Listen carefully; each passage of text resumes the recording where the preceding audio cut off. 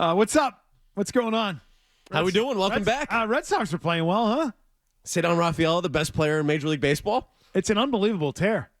It's ridiculous what he's doing. It's absolutely absurd what that kid is doing right now. He's been great. He's 15th in WAR in the entire sport, right behind Ellie De La Cruz. Oh, my God. That's ridiculous. Crazy.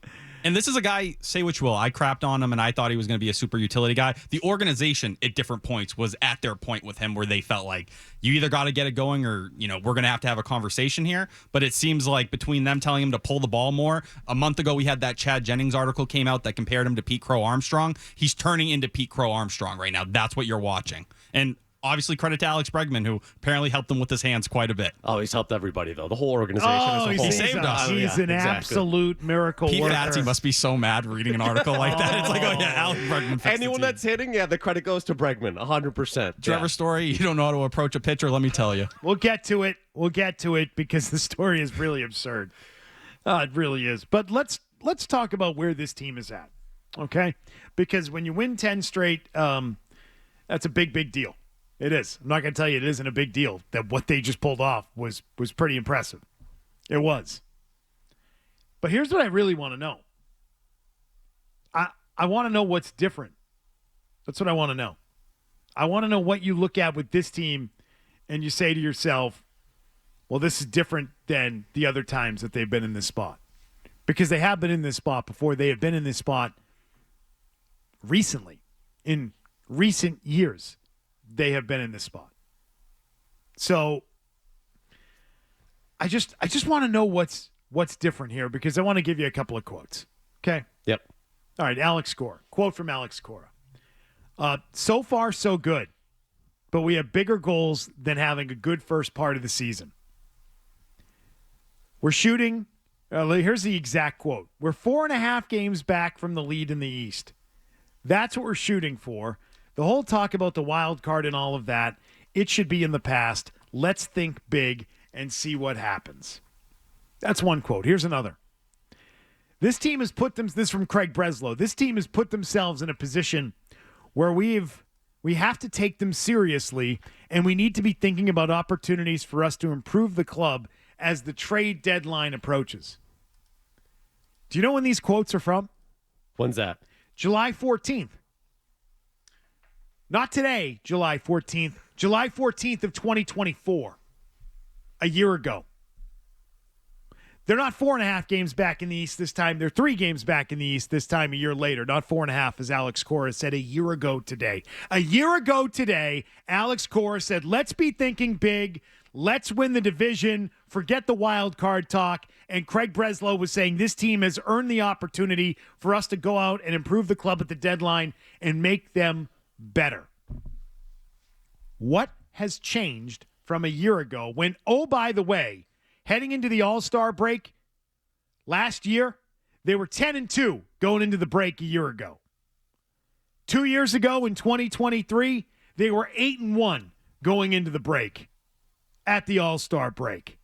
They've been in this spot before in each of the last 2 seasons. So before you come at me today with the, how do you like the Devers trade now?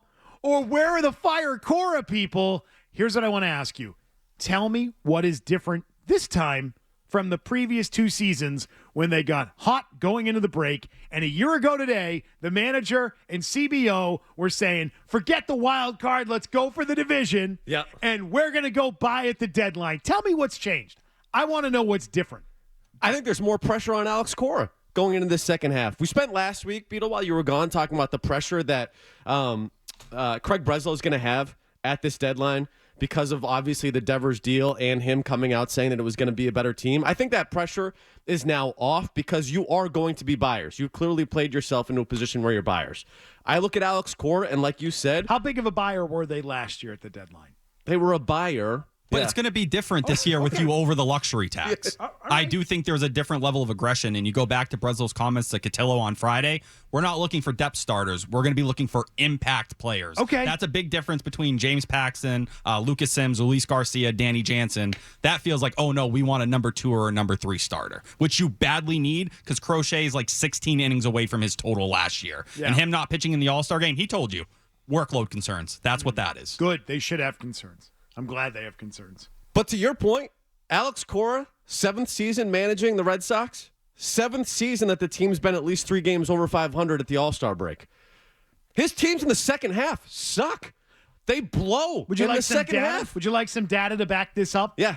And thank you, Neil Collins and the research team, for the post-All-Star break data, or the Red Sox record from the end of July until the end of the season. Okay, from July 29th on, starting in 2019 under Alex Cora, 25-30, 2020, 23-32. That doesn't count.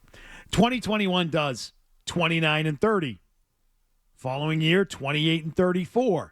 2023, when they were 8-1 going into the All-Star break, they finished up 22-37. And then last year, after telling us about going forward at the deadline and let's go for the division, they went 26-32 in the second half. Neil Collins of the research team compiled the numbers to let us know that since that 2018 run that the Red Sox had when they won the World Series, they have been absolute dog crap to finish the year after year after year after year with Alex Cora as their skipper. So let me ask you a question.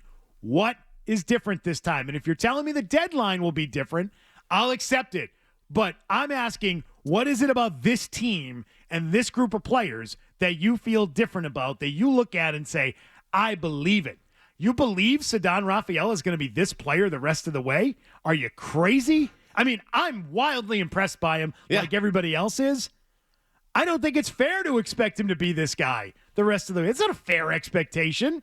I do feel a lot better about the bullpen than I did at this time a year ago. 18th in innings since June 1st. What the rotation has been able to do with Bayo, Giolito, and Crochet, they actually have given that group the breather they badly needed. Greg Weissert looked like he was running on fumes. Brennan Bernardino looked like he was running on fumes. Those guys have gotten the break. You still have Chapman. It doesn't look like you have to worry about him being dealt anymore. Whitlock, Slayton having a good update yesterday, hopefully coming back around the 28th or 29th. Jordan Hicks back there. Jorge Alcala, who's turned out to be a great pickup for Craig Breslow, sub-2 ERA since coming over here. I think that bullpen's in much better shape, and I think that was the biggest thing that caused their slide to start, after the All-Star break last year. They were blowing games left and right. I just look at it, and I think the pressure's on Cora because you're going to add at the deadline.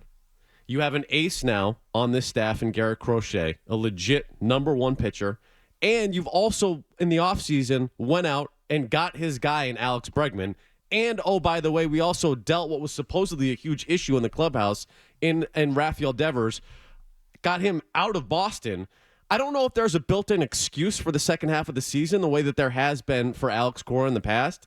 And that's why I think if they do fall off the table here in the second half, if that Chicago, Philadelphia, LA stretch to start the second half goes off the rails for him, I think there's going to be a lot of finger pointing towards Alex Cora and that manager in terms of this thing going off the rails again. They've won 10 straight. I'm still finding ways to get the manager fired. Don't you worry. I'm not going anywhere. But, Beetle, I'm surprised you didn't feel something when Cora had that moment with Bayo yesterday. That felt like old Alex Cora. Going out there in the mound, animated, like talking, let's go, like you killed it today, go enjoy this moment. That's what I needed out of you. Go to the dugout, have your moment. But Cora was fired up going to the mound. Yeah, because he knew he had a vacation coming up in about 2 hours. That's the Cora I want to see. But Cora is a total front runner.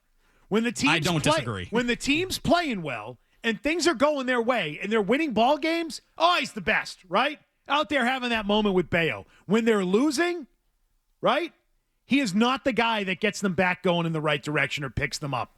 He's a front runner. He's a front-running manager with his team. You only see those moments when they had won 9 straight. To be fair, though, right? Like, they were circling the drain. We saw they had lost 6 in a row post-Devers trade. To go on a run like this, that is getting this group to believe when you got rid of the best hitter on your team, they bought in. That feels like it does have some meaning there. They could have completely went in, and I think most people, including myself, thought they were going to. But to go 24-19 post-Alex Bregman, to survive following the Devers trade and seemingly the groups coming together, and I'm not blaming Devers saying he wasn't making them come together, but I do think there's something to the fight this team is showing, especially because they're so young. I agree, but I think there's someone else that's responsible for it, and it's highlighted in a story by Jen McCaffrey. You know who's turned this team around? It wasn't Alex Cora. It was Bregman. Bregman turned the whole damn thing around. This story is unbelievable. I've never seen a player have this kind of impact on a team.